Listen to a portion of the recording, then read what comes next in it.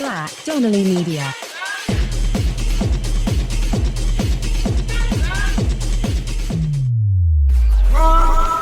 DMT. Live for you. To going somewhere else. And this stuff comes on like a freight train. DMT. It'll start to come on. Live for you. They're propelled into this other reality. Is showing us that psychedelics are able to ease symptoms of depression and anxiety for months. I don't know, man. It just felt like it was another dimension. It was tangible. And there was a guy there. I've seen him everywhere, his face. He was like a really big fucking deal. But first, let me take you back right to the beginning, on the day that I smoked it. What we're gonna do right here is go back. All right, now, everybody, quiet, listen to me.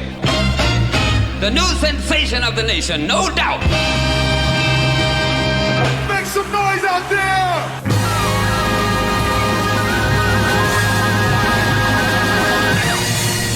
Let's get down to business.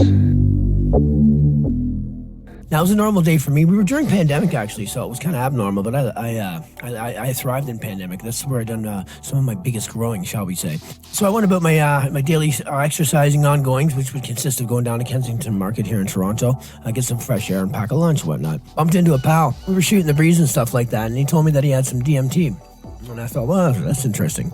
But it was like the last thing on my mind. You see, I've experimented with psychedelics for numerous years, in many different forms, psilocybin, LSD, and whatnot. Purely recreational, purely mind expanding, and for personal growth. Now, I've heard and done a ton of research and been extremely intrigued and captured by trying DMT at one point, which I knew I would, and was eager to, but from what I do know about doing psychedelics is it's all about set and setting. Psychedelics aren't something you just jump into at a drop of a hat. They're a commitment, to say the least. But I also remembered, I was watching a documentary, and this gentleman that was explaining his experience stated simply, if it ever comes across your table, or it's ever in your company, try it, no matter who you are, where you are, what you're doing. Don't let it pass you up. So I threw caution to the wind, but this was like in the middle of the day in the park. It was packed. And I said to my friend, I said, well, what's going to happen here? Like, am I going to be out of control? Like, am I going to be a shit show? Am I going to embarrass myself in public here? Like, you know what I mean? He said, and the way he explained it to me was that he can't explain it. I just got to let go with both hands. I have to trust him, and he's going to be my guy, and he's going to make sure I'm okay. And so I put an awful lot of fucking trust in this guy in the park that day, let me tell you. But I was ready. I don't know, just maybe it was a pandemic way of thinking. I was already about 9 months deep in a mushroom psilocybin microdosing program, which got me through the whole entire pandemic as well. Done a lot of growth with that. But I let go with both hands. I said, okay, sure, how do we do this? Now, he had it in a device. DMT's a powder form in its original state, but it can also be broken down into a liquid. And then they smoke it through the pens, like your cigarette vape pens and whatnot. So he had a pen. And I said, so how does it work? He says, well, basically you take a hit, hold it as long as you can. You take a second, and by the third, we'll see at the other side kind of thing. I thought, oh, shit. I was terrified. I was like, I've walked into some psychedelics, you know, there's always that sense of paranoia or the unknowing of what's on the other side and just the potential and the potency of what these things actually have, right? But my mind was in a good place. And I thought, yeah, fuck it, okay. And I made him promise me under the moon he's going to be my sitter, make sure I said, trust me, like, just whatever you do, don't give me something right now for your sake of me making an ass of myself in front of people. I don't need it, you know? But it was a good crowd, kind of kumbaya circle, so I went for it. Like he said to me, he can't explain it. I've tried several times to several people to explain it. It's a tough one to explain. But what I will tell you is, it's not just it's not a recreational party kind of drug thing, nor is it anything addictive. When you go there, you're good. You know, like you don't wake up the next day and say, oh, I feel like I hit of that again. It's not happening. There's an awful lot you process.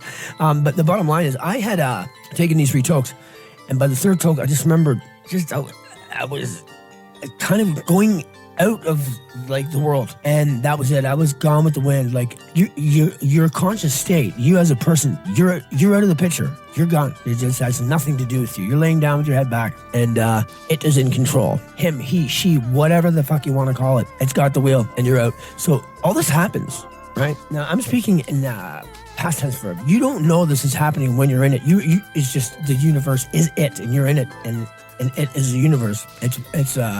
It's something else, but you don't know the trip, or you don't know you're tripping. You don't know it actually happened until it's over, right? Because you have nothing to fucking do with it. I snapped out of this.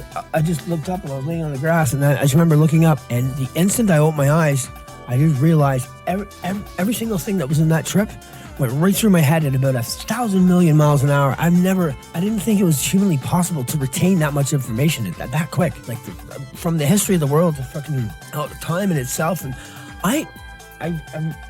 when you come out of this thing, okay, let me pull back again.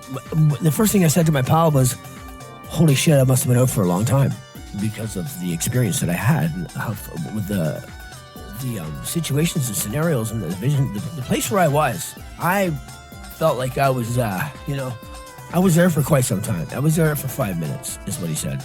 Now, the shit that I see and the information that I passed through, the emotions I felt, and the things that I learned in that 5 minutes would probably take 1,000 human beings' lifetimes. And I'm serious. Now, this might sound strange, but this is me personally speaking. Most of my experience is similar with every single person I've ever came by or listened to their stories and whatnot. Now, coming out of the trip, like I said, everything, all the information you retained in your whole trip, it comes to you right away when you're coming out of it. And within a minute or two, it's gone. But within that minute or two, you get it all. And you can actually feel it leaving your body. You can feel, and like consciously, you're like, like it's going away. But there's little pieces that come with you that you get to keep. I was about to say they, and I'll explain why they in a minute. But you get to keep it, right? Now, when I say they, this is a place, right? This is not you sitting getting high. Your LSD or your mushrooms and whatnot. You're in psychedelia, but you're still a person. You're here and you're somewhat cognitive that you have a sole purpose, and it's being Anthony or whoever the fuck it is.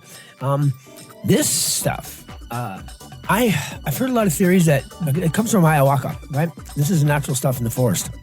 It's processed down as DMT. Now, there's certain things out there in nature that grant access to certain species, keys to other things.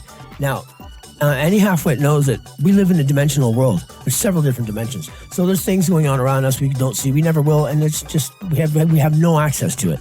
Our minds, our brainwaves doesn't catch it, right? We don't see it. We just see what we see through our vision, which is the greatest hallucinogen known to man. But basically, in my personal opinion, and I've heard a lot of people say this as well, and it makes sense, is whatever this molecule is, it's a spirit molecule that they call it, which is in us, by the way, naturally. It's a naturally occurring thing that humans produce, the DMT. And I'm not sitting here trying to do my best Joe Rogan either, by the way. I'm just explaining my experience, because a couple of people have asked me about it. In my humble, I dare say, I think it grants us the actual key to this other dimension, because when you're there, it's 100% tangible. It's a completely different place. There's entities there. There's things. There's people. There's beings. You speak to them. There's not a word said. There's no mouth moving. You can't really see their face. But one thing's for sure, the message they're giving you and the language they're speaking and what it is that they're telling you is telepathically spoken to you. And you feel every emotion like on steroids.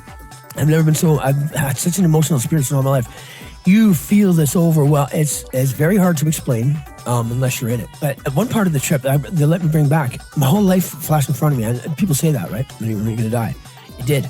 But I'm talking graphically from my womb, from the day I was born in my mother's womb until the day I died. Everything in a nanosecond. I caught it all. The people that were there in the room when I was 2, people that was around when I was 50, everything you could possibly imagine that I can recall in my life went down in about 0.5 of a second. And it spat me out the other side. Now, the other side, when I came to, this is incredible. Now, the one thing I will say to you is the same thing that one gentleman told me one time. But before I quote him, I don't, advise or recommend anyone to be going running out and getting high and doing drugs. That's not my motto here. It's not my MO. What I am saying is if your mindset's good, and you're willing to let go with both hands and try something recreationally, just to get a glimpse firsthand that there is other things out there. There's more to reality than the mind has access to. If DMT's ever on the table or it's in the circle you're in, try it. And I've never said that about a narcotic in my life. This so-called spirit molecule grants our hard drive access to a tangible and complete other dimension. And you're in it, and it's their place, and they let you know. And you do come back really quick, although it feels like a lifetime. And shit, wait a minute, where was I? God damn it, this happens to me all the time. Oh yeah, tangible. There's a guy there. I've seen him everywhere, his face. He was like a really big fucking deal. I don't know, like, the fact that I felt like dying didn't scare me. I wasn't afraid of dying. Because it's actually your ego that's dying. Ego death is an imageless experience in which there is no personal identity.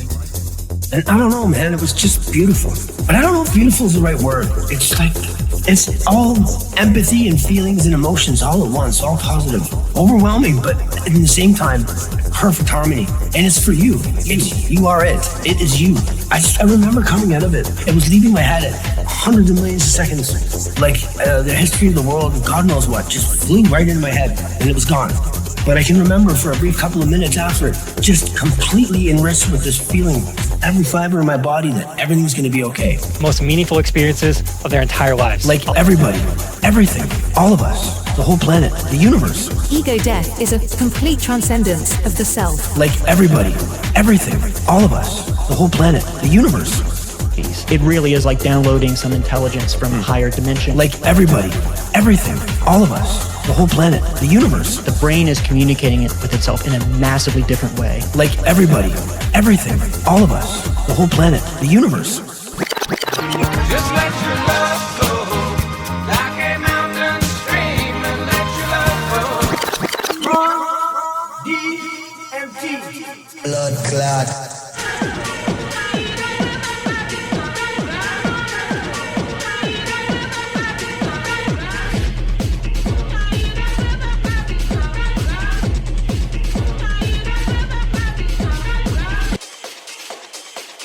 Donnelly Media.